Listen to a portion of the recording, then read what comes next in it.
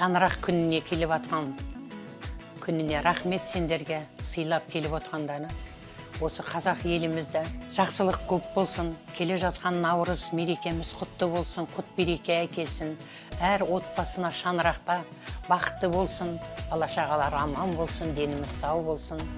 Рахмет, мен де бір семьяда үлкен көп балалы семьяға, балам 5 қызды болып атыр, келінім 5-ші қызымызды осы дүнияға келіп отыр.